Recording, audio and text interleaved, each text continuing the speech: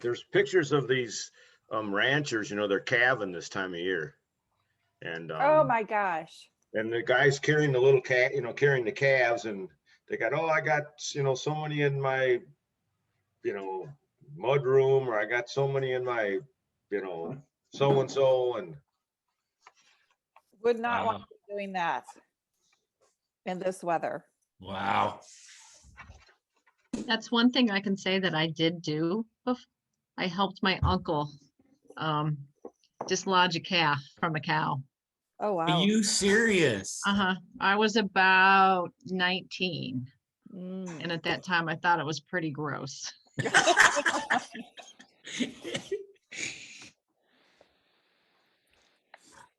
Okay, good evening to everyone. Hey, John. Hey, Jen. Is everyone here? I believe they are. I believe so. And all staff that's on the docket for the night, Elizabeth? We're good to go. All right, I'm going to call the meeting to order then.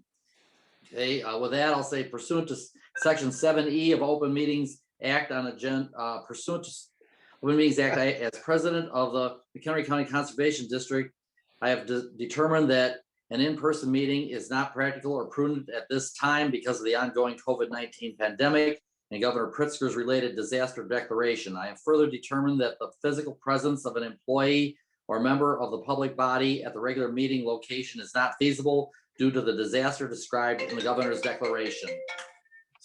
And of course,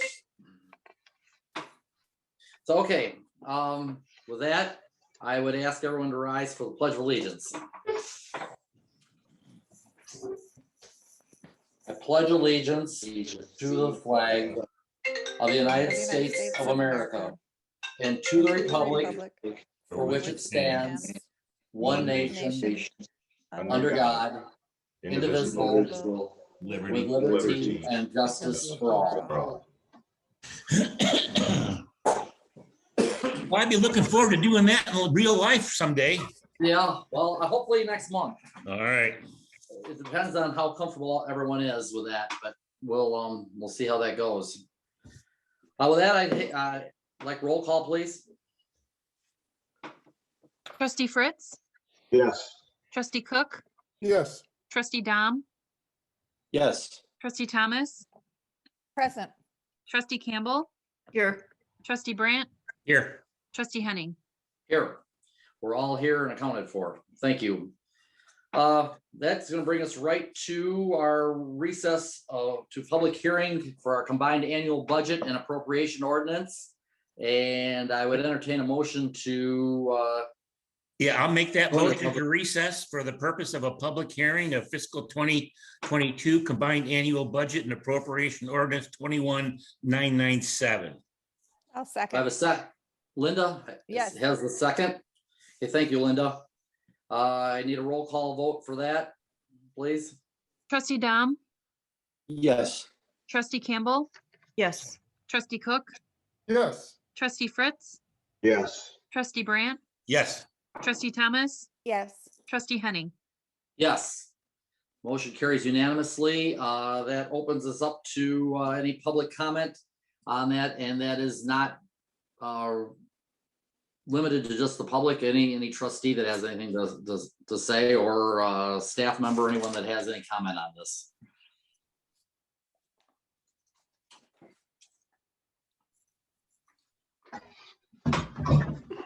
Seeing anything out there?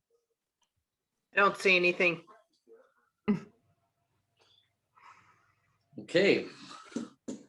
Then I would consider a motion to close the public hearing and reconvene the regular meeting. I'll move. That was Lynn. Lynn? Yes. Okay, Lynn, thank you for the motion. Is there a second? I I'll second. Okay. Pat, I have Pat on the second. Roll call. Trustee Thomas, Yes. Trustee Brandt, Yes. Trustee Fritz, Yes. Dom, Yes. Trustee Campbell, Yes. Trustee Cook, Yes. Trustee Henning. Yes. Motion carries unanimously, and that will bring us back to our regular scheduled meeting. And that's public comments number one. Is there anybody that would care to comment on something besides the budget?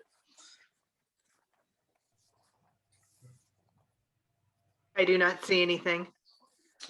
Okay, thank you. That'll bring us on to new business. With that, review of the regular meeting agenda items. Anyone have anything that they would like to discuss that's going to come up next Tuesday evening? Um,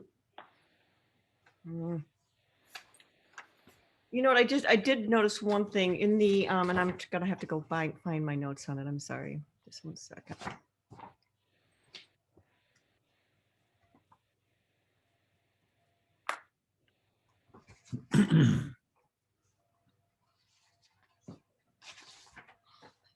I am so sorry. On the, for the, just the exec, the session minutes, on there, I think it said something like,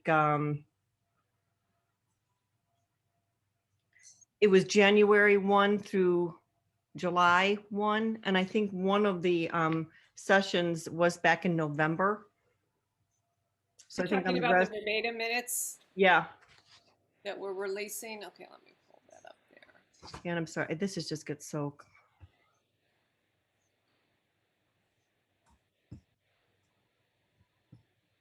So it's going from, we have November 27th, 2018, March 14th, 2019, April 18th, 2019, May 16th, 2019, June 6th, 2019, June 11th, 2019, and then June 20th, 2019.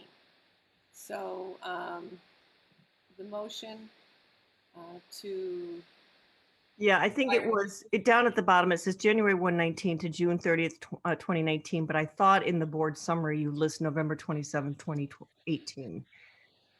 So the resolution says from January to July, but the board summary says we're going to be also, it includes November 27. 2018. Okay, I will check into that and have Megan. Megan, do you know from, because you reviewed the verbatim tape? Yeah, that one has not been released yet. So, Oh, okay, so that you're not looking to do that one on that list. Okay, that's fine. I just wasn't, because it was in the board summary, so I wasn't quite sure. No, we are releasing November 27, 2018. I believe that she found it in the folder and it needs to be correct. destroyed, right? Okay, so then, Release that. right, so then I guess in the, From your date of the motion says January 1st, 2019, but when we went back and picked up a 2018, so I see what you're saying. yeah, that's all I was So saying. that's an Okay. anomaly, and so. And I don't know if there would be anything in between that one and, the end of June, right? So I guess it just needs to be added in, that's all. So may I suggest as a way to amend this is that we can either, because we're gonna talk about reposting. So I'll work so we can make a note to that and make sure that that captures that. And to add that November 27, 2018, so it's not just January 1st, 2019. Yeah, that's fine. That works perfectly because we have, it's not till Tuesday anyway. So, all right. Thank you. Thank you for catching that on. Thank you, Lynn. Anyone have anything else for the meeting Tuesday night? I do. Okay. So I did want to bring up, and if this is a good time, President Henny, we had spoke earlier last month. We had discussed and got some direction for the grazing request for qualifications for both bison and then for cattle. Staff has prepared the RFQ. And again, just out of matter of transparency, I thought it would be appropriate to move forward. And since that's been presented, before we just go ahead and put it out on the street, that we actually add that to Tuesday's agenda. I would repost it, and either it could go to the board's discretion, either on the consent agenda, or we place it just under other board business with a request to seek proposals for the bison and the cattle grazing with a return that would come back to the board in our normal process, and that would likely be back in front of the board around our April timeframe. Under new board business is good with me.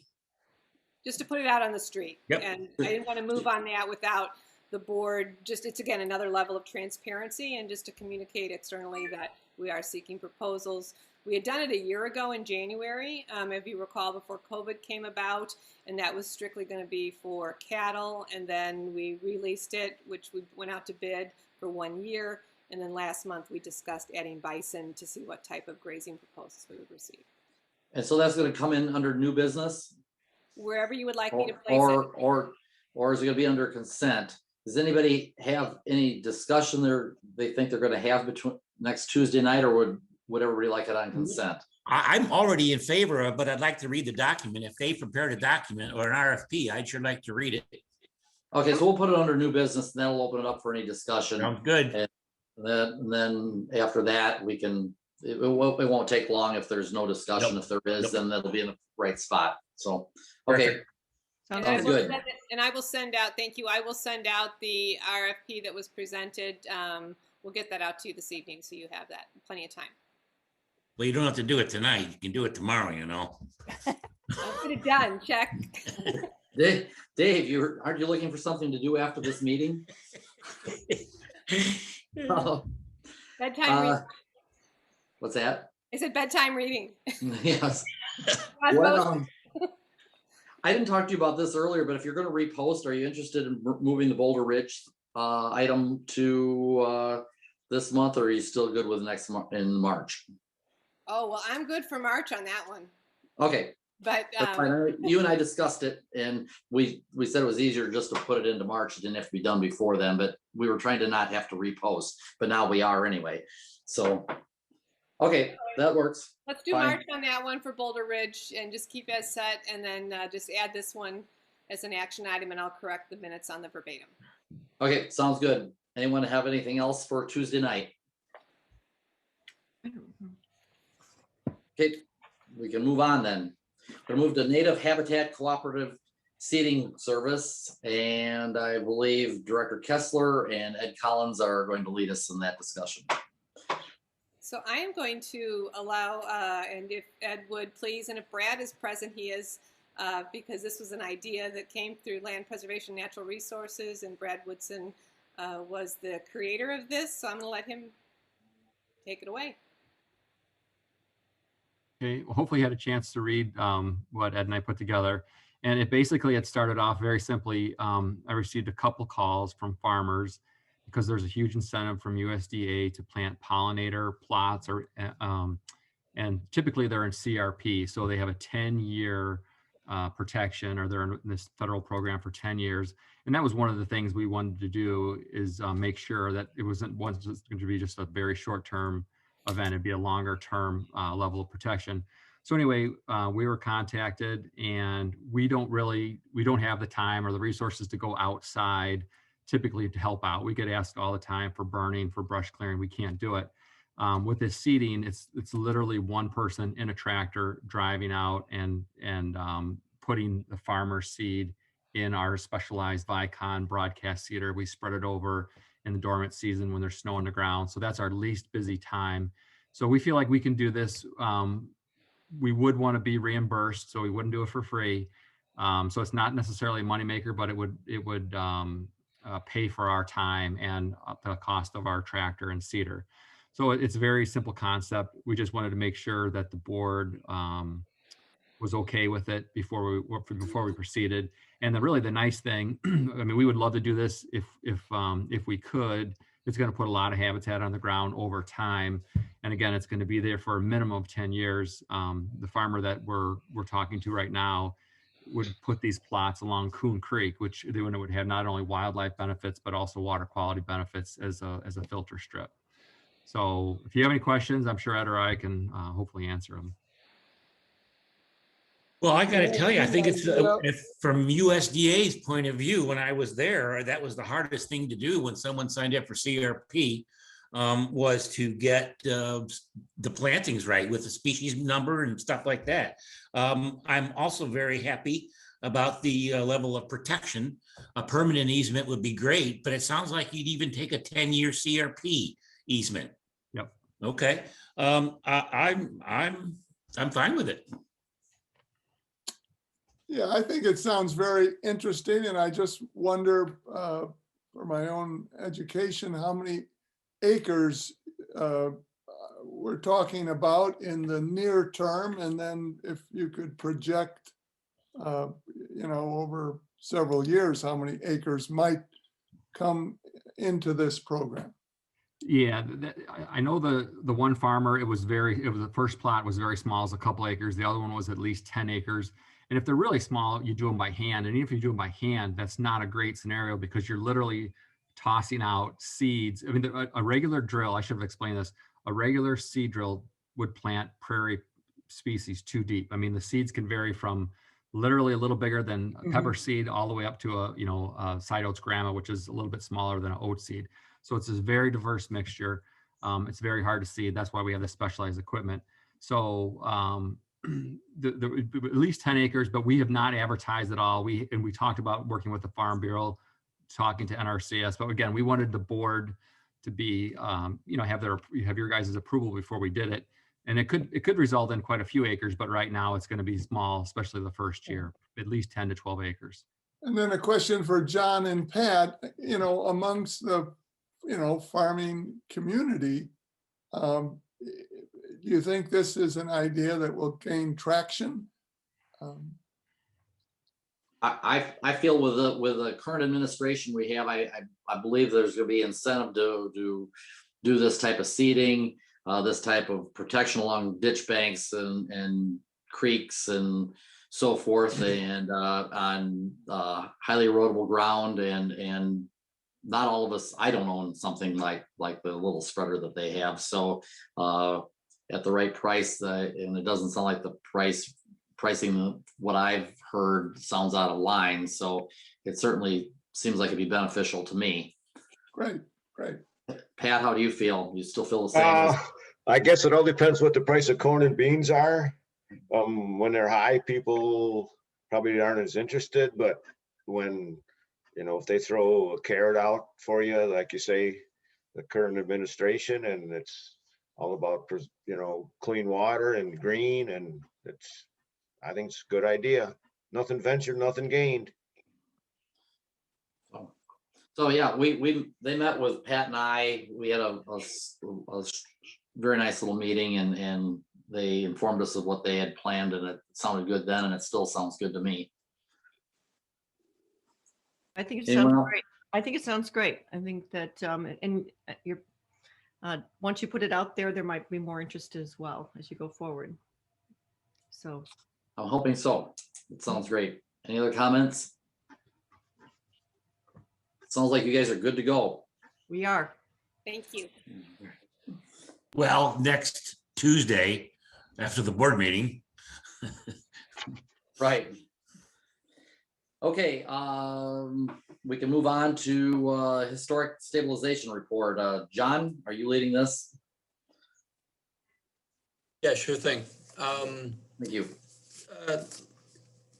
In December, we presented a comprehensive report, basically, itemizing all the different historic structures the Conservation District has, and the condition that they are, and from just a stabilization. We didn't really get into a lot of the history of it. A lot of that stuff has been recorded already, and we wanted to follow up on a couple of things. You may remember there were members from the historic community that spoke and kind of gave some tips. Some of those individuals followed up with us with additional information. There was a grant that was recommended through the a block grant system. We did look into that. I spent some time investigating that, not a great deal of time. I want to get back to it. Hope to hear in early or late February, early March to get an idea if it does apply to our situation, and when I say apply, you can make just about any grant apply if you're creative enough. But does it apply without a lot of hooks and strings attached to it? And that's the real thing that I need to look at with that particular grant.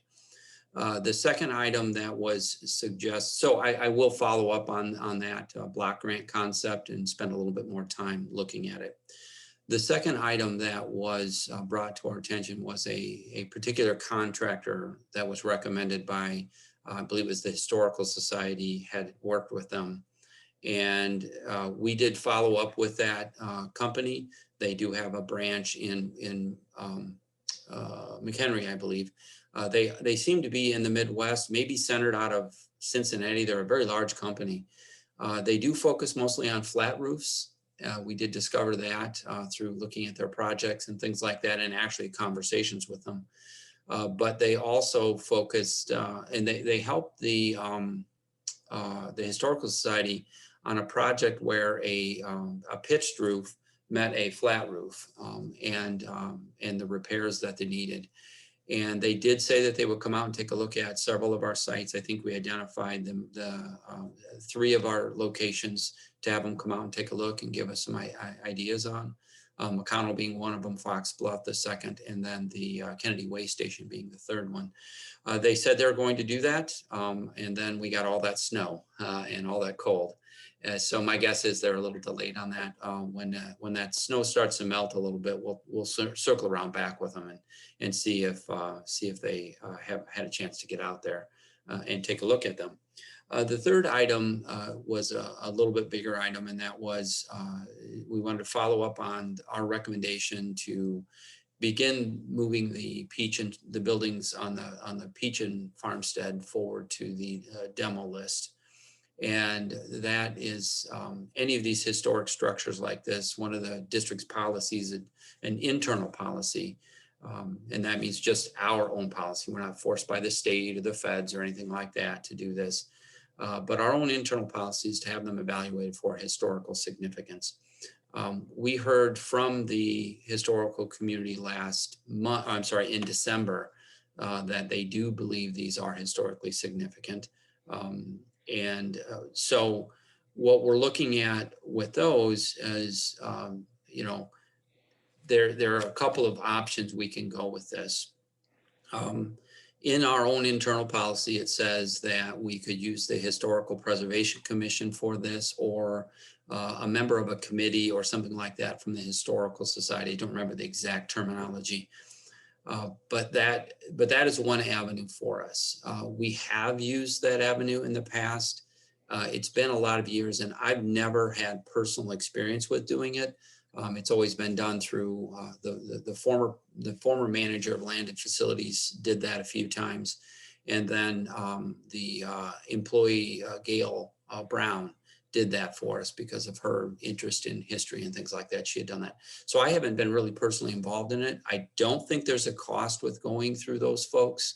With that, I don't know what kind of report we would get. I don't ever remember seeing a big report. Basically, it was a statement or summary saying that, they made a motion to say that these particular buildings were not historically significant or something like that. It wasn't very elaborate. The second option, we thought we'd throw a second option there for the board members to look at, and that is to hire a professional firm to take a look at a firm that specializes in archaeological surveys and historical assessments and things like that, and to conduct a phase 1 archaeological survey on the site. This would give us a report of the site. It would give us additional information. We would have something that would be, in final format, so to speak, that could then be reviewed by the board or be part of the discussion on whether we actually do put these on the demo list. The cost of that is a little over $3,000. I think it's $3,055 to be exact. And we have worked with Midwest Archaeological Survey in the past. Midwest Archaeological Resources Survey, MARS, in the past on several projects. So that is why we reached out to them for a proposal. So tonight, what we're looking for is one, concurrence to begin moving forward with putting these on the demo list, and that would be to get this, some kind of a historical assessment done. And then the second thing that we'd be seeking is your direction on whether you want us to go with option A, or I should say option 1, which is use the Historical Society or the Historical Preservation Commission, or to go with hiring a firm to come out and do that and have a report to share with you. So really, that's where we are with things, and that's the follow-up. So I leave it for you guys to give us, to debate and give us some guidance. Okay, with that, I'll open that up to any discussion that anyone would like to lead us in. Anyone have a first Well, thought? I really agree with John's conclusion in his narrative. If we leave it to the local, I'm not sure. Yeah, I think we would come up with historical structures.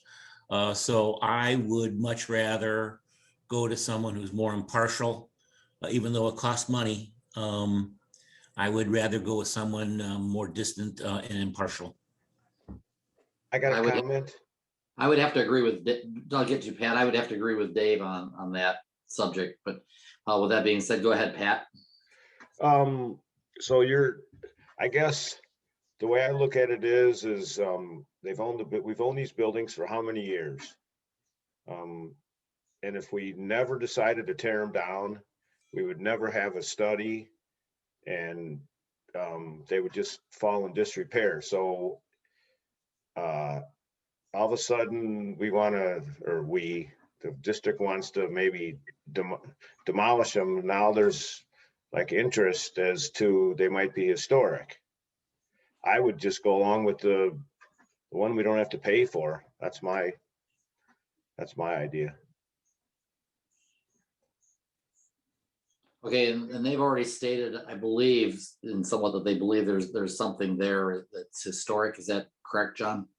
Yeah, in both cases, we had the leaders of both the Historic Preservation Commission, I believe the president, and we had the executive director or director of the Historical Society, and both did speak that they recognized that the farmstead had some unique history to it.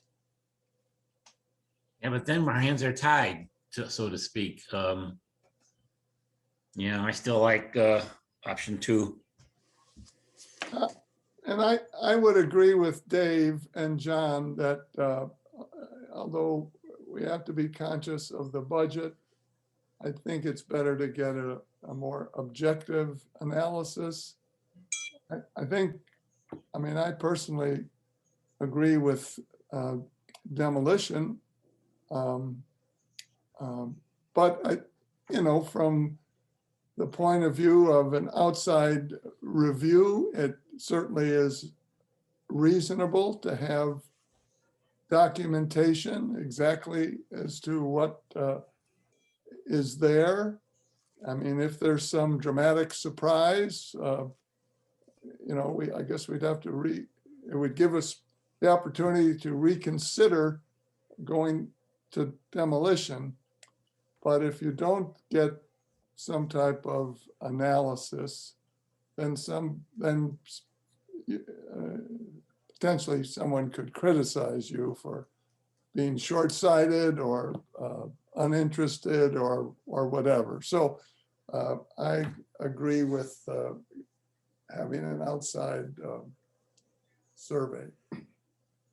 I would also, yeah, I think I would also agree with that. I understand where Pat is coming from because at this point, we haven't really decided that we were really planning to do anything with those buildings. But if I'm not mistaken, I guess per our policy is once we put something on the demolition list, then the idea is to go back and make sure that there's no historical significance and being responsive to the Historical Society and the community about what they, the fact that we did our due diligence is appropriate. And I don't want to be put in a situation where we know what the answer is going to be and then have to say no. So I'd rather have that independent analysis. Pat, I just have one comment and I go along with Pat on this one. I just feel like if we were going to put it on the demolition list, then we should have done our due diligence before putting it on that. So we wouldn't, I just feel like it came backwards, but that's okay. I didn't know the policy. I just feel it's a little backwards. So the process, it hasn't moved to the demolition yet. Yeah. We're discussing to move it there. Before we do, our procedural policy is that structures Okay. be reviewed, and if they're not of historic significance, then we can move them. The board can still decide if they have historic significance to still put them on the demolition list. We just Okay. do it as a stopgap. So Okay. that's I what we're didn't asking. understand that. Yes. Okay, So, thank you. So Pat, would you just soon not put it on the demo list and just do nothing with them? Was that your preference or what, or? No, my preference is to put it on the demolition list, keep it on there, or if maybe it wasn't on there. It's And not on yet. No, oh, we're just, that's what we're deciding tonight is how we want to get there, I guess, if we want to get there. oh, I guess all right, the guy's gonna take a shovel and dig around, and if you find something, you're gonna sift through it, or to the ground anyway, right? So if he finds some arrowheads, all right, there's arrowheads all over. So if he finds arrowheads, does that mean that we gotta go through a study and about, there could be a Indian something there, ground? I guess maybe John could lead us a little bit of what do they do when they come out? Yeah, it's, they do shovel probe. That is correct. They do some shovel probing. They dig down. They will, take an assessment of the buildings, in terms of, those things, historic, the farmstead there. They'll record that stuff. And to Pat's question, are we obligated thereafter? No, we are not. I mean, this is, because this does not have grant money, state grant money or federal grant money tied to it, there are no strings or obligations thereof. So, what would happen out of that is a report would be established that there's a historic site here. They did find, these items, whether it be arrowheads or something like that. And they would note it as a farmstead that, was at this place, and they would have the background information about that farmstead. But that would not obligate us to go any further. Okay, I haven't heard from Chris yet. Chris, do you have any thoughts on this? Yeah, I'm just gathering information, listening. Basically, I agree with Bill and yourself and Dave. I think if we need to get that study probably done. And I do agree with Pat. I don't want to spend the money, but I feel that, a couple of years down the road, if we did it and someone said, well, you tore down something and you shouldn't have, at least we have a little bit of something to go back with. So do you follow me? So I'm in favor of getting. I do. Yeah, it is yourself. Okay, getting study number 2. Okay, I was trying to look at our agenda for Tuesday night. Were we voting on this on Tuesday night, or is this our only discussion on this? So the thought on this was just a consensus. If the board was in agreement, then because of the purchase amount, that's something that the district could move on. It's in our purchasing threshold. If there's concurrence, we can go ahead and start that process. Okay, well, it sounds like it's a little bit split. I think everyone is in somewhat of agreement right now that would move to the demo list. Depending on what is found, I think there's a little bit of a split as to whether we want to spend $3,000 on that or not. But I think it's, what are you taking from this, John? You think you got the go ahead to go? Yeah, I did a quick analysis. I had five people in favor of using Midwest Archaeological Resource Survey and 2, just using one of the local organizations, historic organizations. That's what my tally was. If the board is comfortable with that direction, then we would go that route. We would just I'm good with start that. this process. And if you prefer to have a motion and things like that, we simply, time is not the essence here. I mean, these buildings have been around a while, and we could bring it back in March and have a formal motion on it. If that's the way, I guess it's the pleasure of the board on this one. Well, we could even add it to Tuesday nights. We're changing the agenda anyway, reposting it. Pat, are you comfortable with this, or would you like to have more discussion on it? No, I think, hey, it's That's just my opinion. I said, that's fine. Hey, that's whatever they want to do, they want to do. That's fine. I got no problem with it. Okay, Linda, are you on board with it or is being all right then too? Yeah. Okay, all right. I think you've got a plan of action for now. Anyway, John. Thank you, Pat and Linda. Very good, Thank thank you. you. Thank you to everyone. Did you want this added as an action item to expend the $3,000 on the agenda for Tuesday? Or are you good with us moving forward? I think we're good. Okay. I'm not hearing anybody I'm not hearing anybody saying that they need to discuss it any further, and you're correct. It is in your certainly under your spending limit. Right. And then we of course, once we get the report, we will share that with the board, and then we'll have a recommendation officially of what we need to do for moving it forward, either on the demolition list or partially thereof, or, that's yet to be determined, but we'll be back. John, what do you think the timing of all this would be? Do you have any idea? I believe since they've got to be out on the ground, this is going to be after the frost leaves, and things dry up, but before before the grasses get, so you're talking about, that window in the spring of, probably late March and into early April is when they would want to be doing it. Okay, so March, April timeframe, won't take them long to get that back to us, I assume. So, all right. Yeah, it seemed like it was just a couple weeks from the time they're done with it, we would have a report, so we could be bringing that back. I think that's about the window we want to try to get, is to preserve that opportunity for them to get out there before the grass gets up. Okay.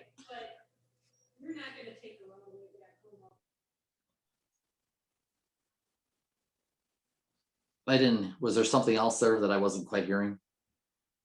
No, I just muted myself because there was a conversation going on behind me. Oh, okay. So that's where the other conversation's coming from. Okay. Thank you. Did you have anything else, John, tonight?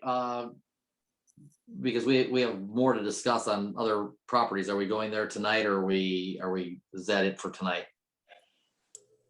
I didn't have anything else. Okay. Elizabeth, did you want to tee up anything? Well, yeah, let me just briefly here. I think one of the things that, this is operating here, one of the areas for the board to consider is we do have other historic properties and probably need to continue a conversation over several meetings of discussing those and coming up with some general priorities.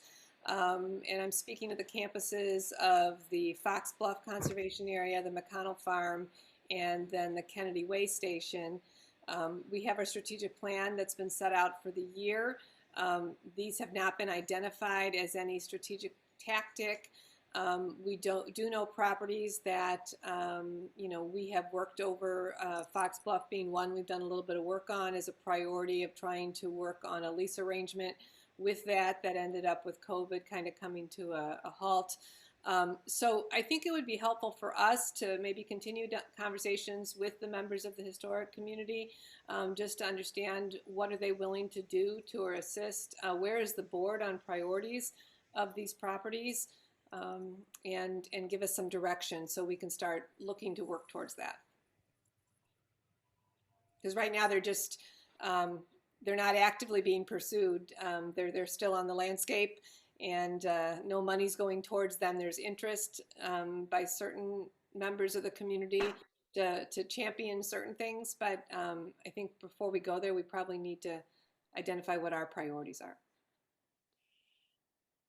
Right. Well, but we also were interested in what outside help there is on any one of these parcels. If the foundation or the historical society or anyone else is out there that would be wanting to step forward and champion any one of these, if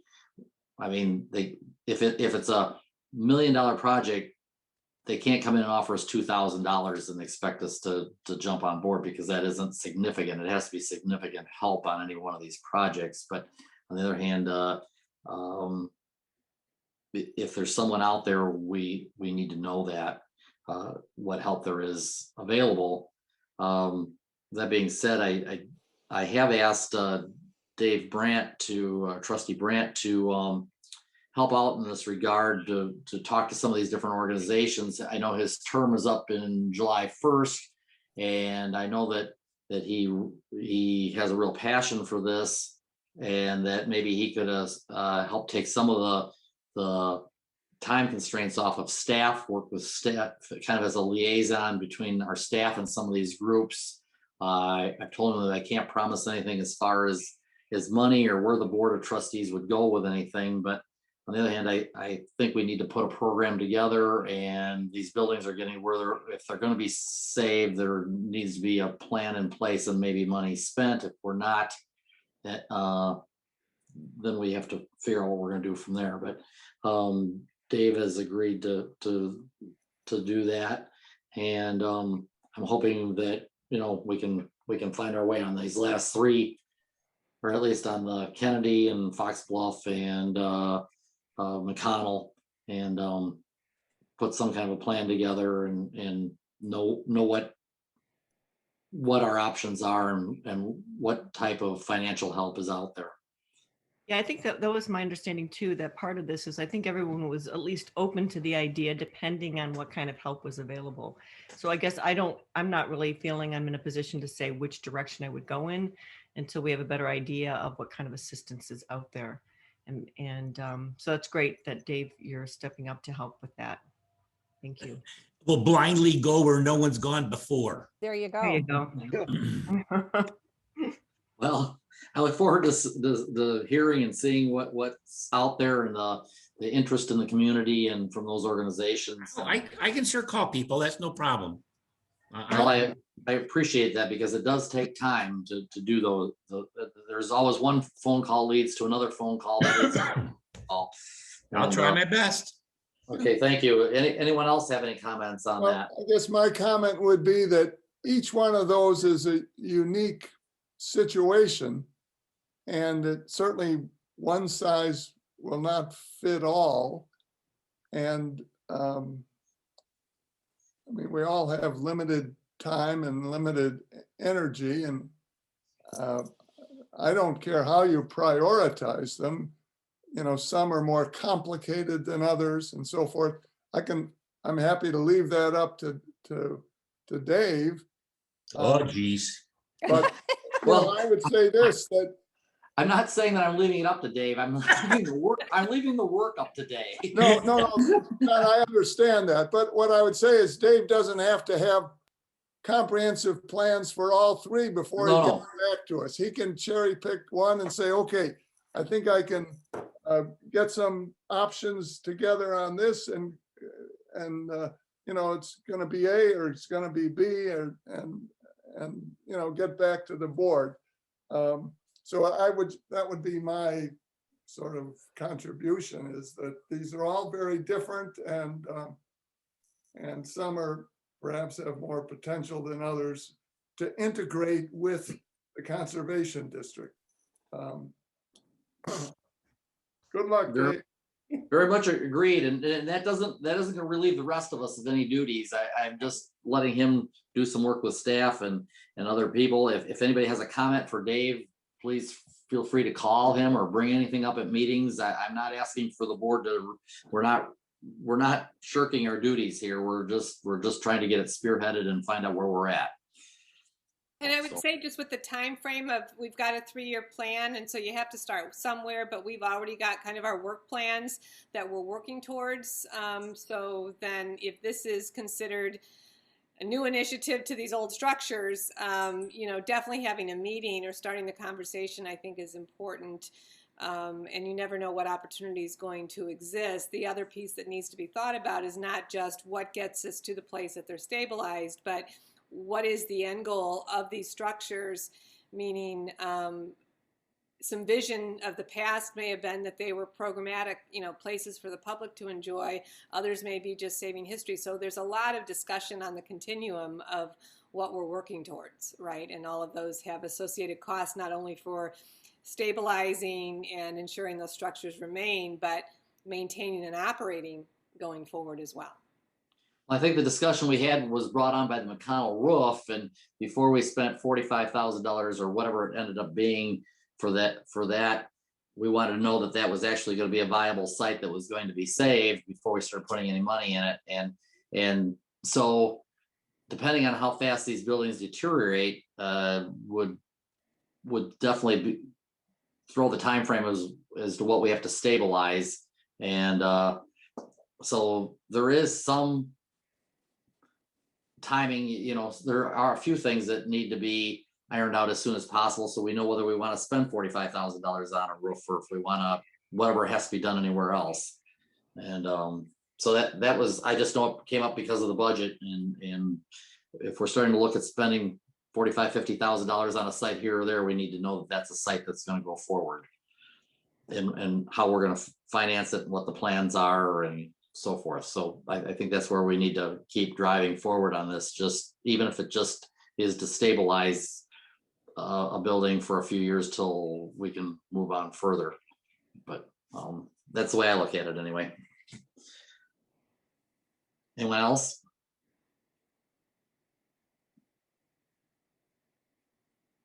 Okay, thank you, everyone. We'll move on to Executive Director's Report. Elizabeth? Okay, just wanted to touch on a couple different things and update. As you discussed before, we are hopeful if the board is comfortable at least going back to boardroom. We do have filters in Brookdale now that have been placed in, so the air quality there is actually much improved. You can actually go into the space. You wouldn't realize what that can do for an environment. But yeah, so we do believe if we distance as we were, we would still have the public remote, staff remote, but the board, if you're comfortable for March, under the current guidelines of where we're at, I believe we could pivot there if the board is good to do that. How is everybody feeling? Yay by me.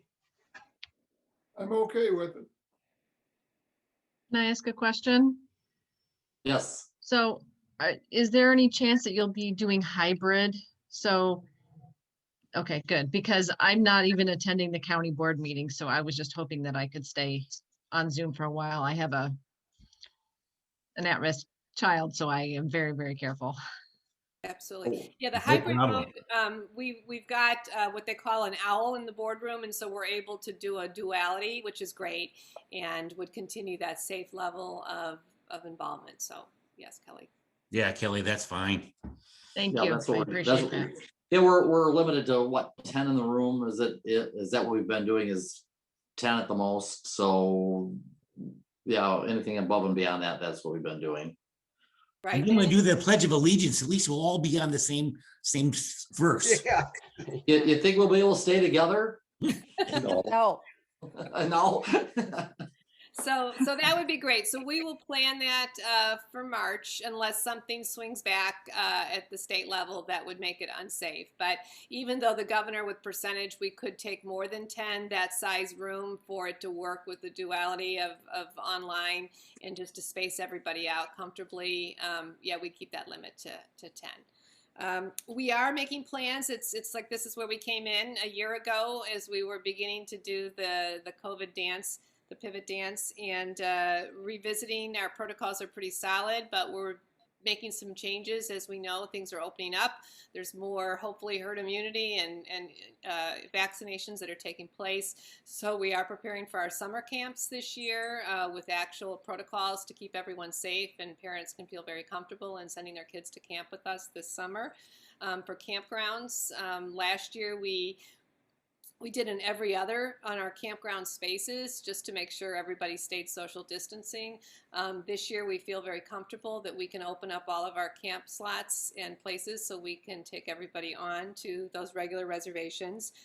Also as well for picnic shelters and use based on where we're at with 50 or below, that events and things can be held on our sites. Families can hold picnics and events. And we're just asking that they follow and adhere to the state of Illinois' guidance on safety practices. And so we're including that on our waivers and registration forms. As far as office and remote, we're still keeping everybody that can work remotely in those types of environments, although we're seeing more traffic come into our buildings, and we're still keeping everybody safe. Vehicles, everybody's spreading out, so we're looking to pick up and continue to be able to do our prescribed burning, do our volunteer work. So I think we have a really good solid handling of how we've managed from last year, and better prepared, as far as how we can increase audiences and participation as we go into this year's season. So I just want to make sure we'll keep you apprised of any additional COVID-related items. As far as the next item I had was just the Richmond Township Road District. And Trustee Don, please feel free to jump in here. He joined us as we met with the Commissioner Gum on the road district. Did you want to say anything, Trustee Don? No, go ahead. And then if I can jump in, basically, he had a wish list of what he would want to do. From what I gathered, and we didn't really get a chance to talk about it since then, Elizabeth, but, they would like to either trade or rent. He wants that corner piece with that building, that horse barn and stuff to be able to use, and it more than use. Basically what I got out of it, they would like to take that corner over and make their facility out there. Is that correct? Am I, John and Elizabeth, is that what we were getting out of that? Yeah, I think there was a strong interest in whether it would happen or not, or whether we were agreeable to that. But I think they're looking for space and just a way to work collaboratively with another unit of government. And so right. We seem like a great partner. And so we are working through that assessment for our staff and timing to say, what are our needs? What are our priorities? What is our vision? And then is there a way to work on something like this? I think I also mentioned there may be some other opportunities that will come about that we are learning about. And so, but it's good to have these meetings and to understand what everybody's needs are. So when the right fit comes, you're able to work together. So we'll report back once I have more information on it, but I just want to make sure that the board was being kept apprised of where we left off. Chris, thanks for participating in that. Oh, sure. There was no problem. I just listened pretty much, but one thing you might want, well, we can bring up another time, but what they want to do with the road, do we want to talk about that at all or no? Sure. Yeah, they have an interest in turning that over. And yet I think there is some understanding of who actually owns that road as it comes in, but they're looking from where the trail crosses that they would like to retain or to keep from the entrance of 31 to the crossing, or what is that railroad bed, and then vacate the rest of it up through the park. That should become, obviously the Conservation District's responsibility. Right. So that would become our expense at that time. Correct. That's what scares me a little bit. It would be nice to have it and call it your own, but again, the maintenance and upkeep on that road would be probably pretty sizable. Amy's there, I see. I mean, we were going to go for a Hackmatack or Fish and Wildlife grant? I forgot the status of that. For that road. Yes. Yeah, we have we got notice that we did not qualify, but according to both Ed and Todd, they said that's not necessarily a hard no. So they said don't throw it completely out yet. But yes, we did receive the notice saying that we did not qualify for this round. But I think future conversations, I think probably as we continue to look at this with the county, with us, jurisdiction of exactly what needs. But I think, if there's a way to get some funding to work on this, I think the Fish and Wildlife with being Hackmatack and this being a iconic, destination place for McHenry County, it should hopefully score somewhere and to have some type of funding opportunity to get that paid for. So I think we just have to keep looking for those options. Okay, anything else on that subject? Not on Richmond. Then I wanted to just update the board. It was in your packet of a project that is in this year's budget. We talked about it last year, and I did ask that Amy and Perry be present so they can answer any questions and maybe to highlight this project that's being proposed and what we're going to be doing to communicate to the neighbors that actually abut to the trail and the work that's necessary in order for us to move forward and improve the landscape down there. So Amy, Perry, who would like to give a highlight about it?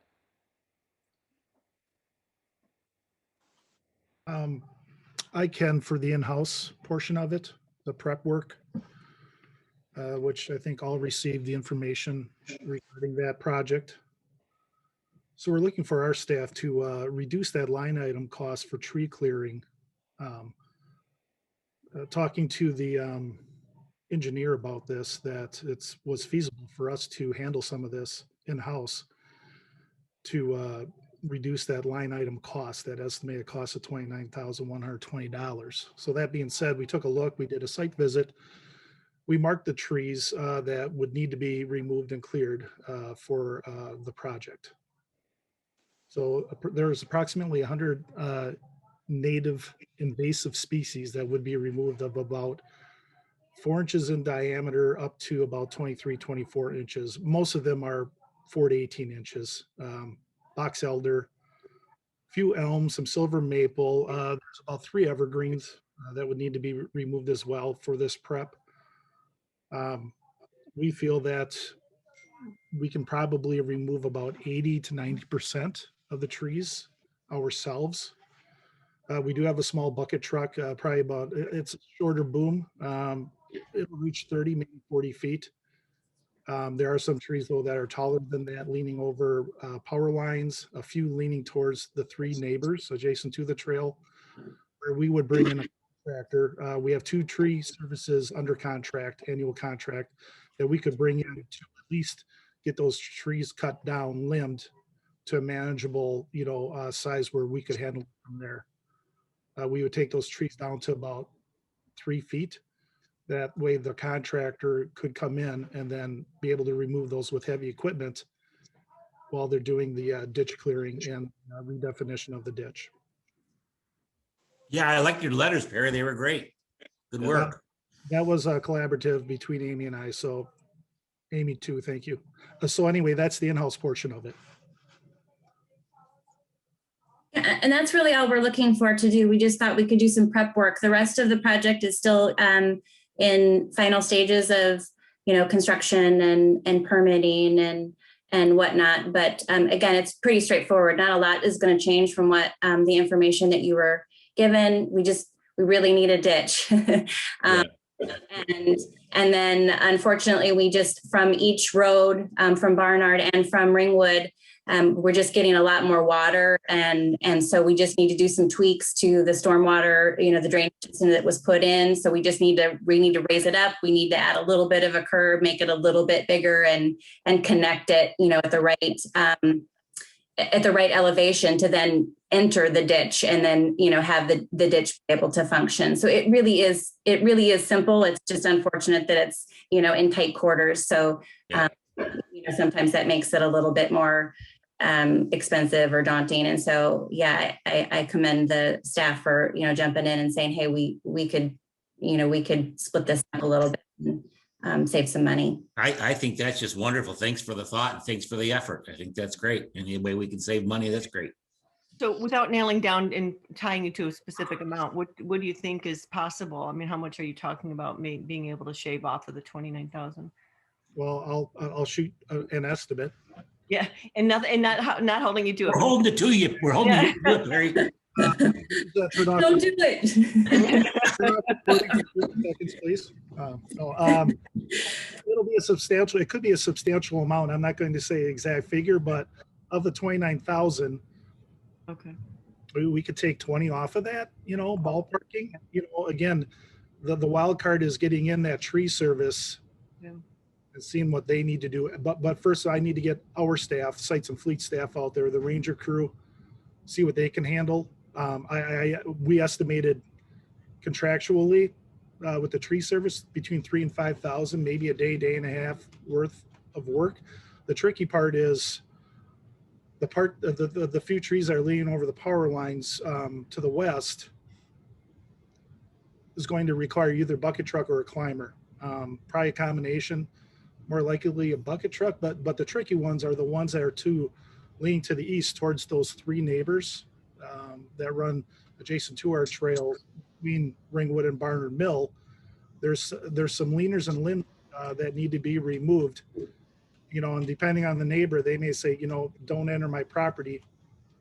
So we'd have to get climbers in, and limit and get those back on the district property, lease property that is. So again, that's a wild card because once you get climbers up in the tree, that's labor. And, you know, then the cost, you know, increases a little bit more. So that's where we're at. But I can say that we can save the district some money removing 80, 90 of those 100 trees, along with the understory, which there's a lot of box elder, I shouldn't say box elder, excuse me, honeysuckle for understory that we could take out to save some more costs on that. So it should be a Okay. And yeah, and certainly if it was, you know, put into the contracting work to do the storm water and the storm drains and, you know, the asphalt or the concrete, it would go up just because it would be a general contractor overseeing, you know, all of those different trades. So we'll also see by us being able to, you know, oversee that portion of it, you know, that sort of percentage will go down a little bit as well in cost, if that makes sense. Very good. I have a question. So those trees that are leaning over the neighbors, are they over any structures? No, they're not, Trustee Henning. They, it's more or less, you know, along their backyards. Okay, But we're removing trees, you know, potential buffer. right, Right. So they may be a little Right. about that and say, you know what, take care of it off of your property.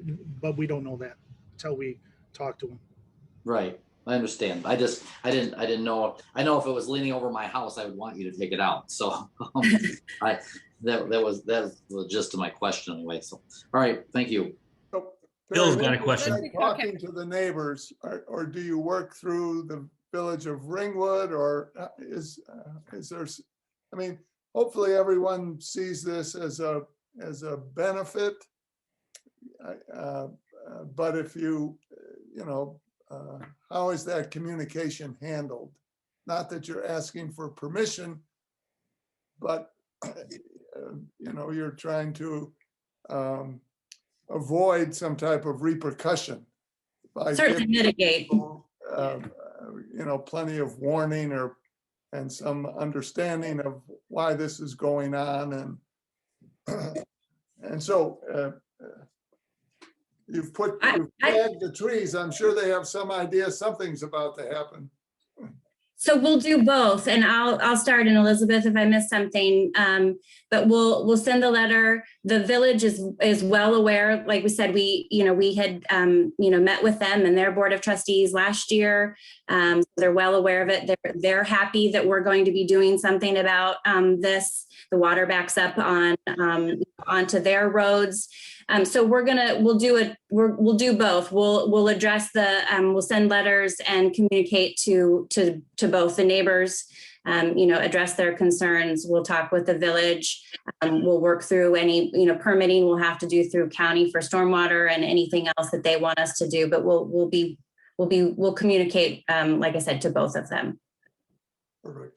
One more thing to add to that, there will be ample notice as well given to site users, the trail users, notice of construction signage at those intersections posted on our website. So it'll be the neighbors and the village as well as frequent users of the trail.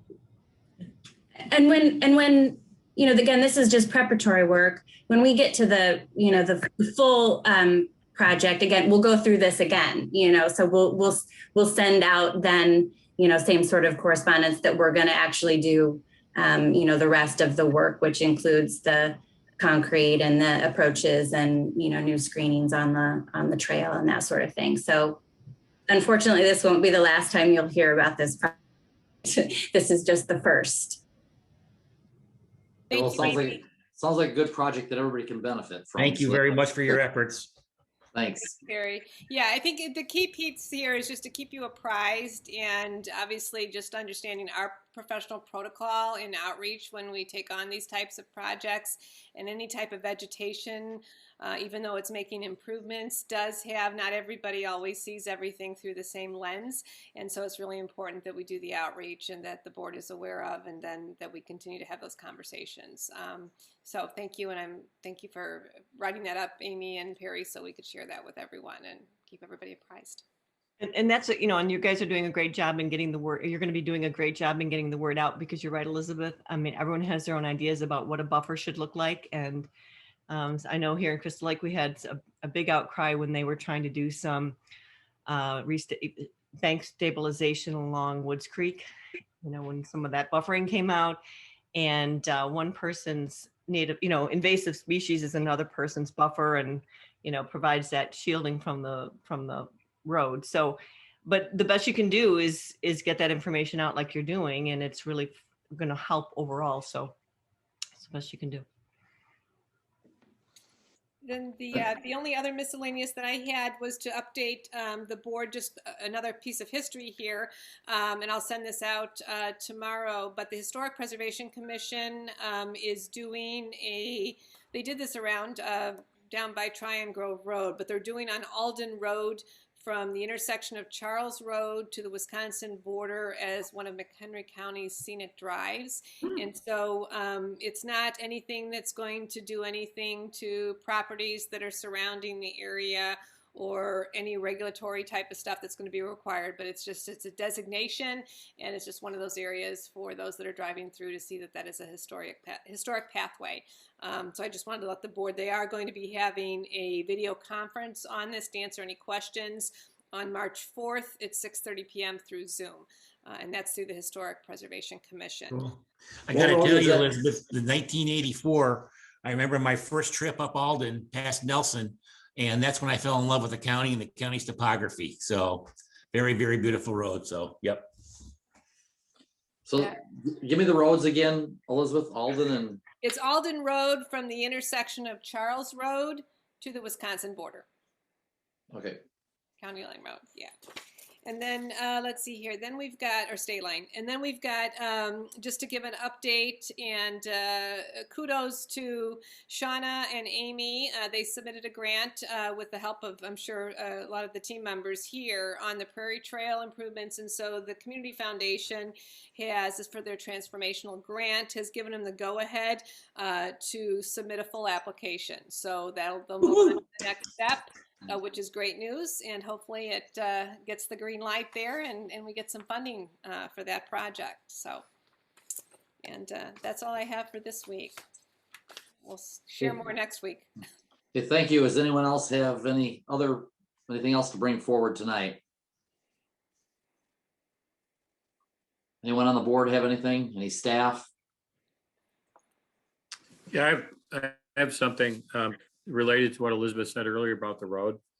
Alden Road, in fact, was identified in the public land survey in 1837 as a established trace for movement between Wisconsin and Chicago. So it's a pretty historic road. I actually was here before settlement began and being used by native peoples and traffic between the two states. Cool. Oh, neat. Very interesting. Okay, thank you. Anybody else? For the record, it's the road that I got hopelessly lost on one night. It was the first day I worked for the Conservation District 20 some years ago. I was coming back and missed a turn and ended up in this little town. I'm like, where in the heck am I? It was Alden. You're in Alden. Hopelessly lost. I take that road often to get to Wisconsin, and it's really nice. Unless it's really snowy, and then it's not very nice. Yeah, I did a couple of U's in there too. Yep. Yeah. Very good. All right, well, I'm gonna have to take a drive up that way. I don't think I have any reason to go that way. So Bill's got something. Good drive. Is it appropriate to ask for general information about the accident that involved the Conservation District employee and vehicle? And yeah, sure, let me just answer this. I would love to talk with trustees offline and just to talk privately about that, but if that would be appropriate. But the employee is fine, and the vehicle is totaled, and again, no fault what we've got of the accident. But if you want to talk with me specifically, I'd be happy to have that conversation. Well, was the other party insured? I don't have that information at my fingertips. I mean, well. I believe they were. Good. Thanks, Lauren. Okay. Yeah, I mean, I can't say with 100% certainty, but I had some very long conversations about this and non-insurance was never anything that mentioned, and I did not notice that on the report. Good. Well, then, you know, I mean, all this has its own momentum. But if they're insured and we're insured, you know, eventually the issues will be resolved. And happily, no one was hurt. That's the important That's thing, the important yes. thing, yep. But I'm happy to go. If anybody would like to call me, I'm happy to speak with you individually. Anyone else? Then I'm going to open it to public comments. Do we have any public out there that I don't see anything. Okay, then I would take a motion for adjournment. I move we adjourn. Okay, Bill, is there a second? I'll second. Okay, Linda, have a motion made and seconded to adjourn. Roll call vote, please. Trustee Brandt, Yes. trustee Fritz, Yes. trustee Campbell, Yes. trustee Cook, Yes. trustee Thomas, Yes. trustee Dom, Yes. trustee Henning. Yes, we are adjourned. Thank you, everyone. Talk to you Thank Tuesday you. night.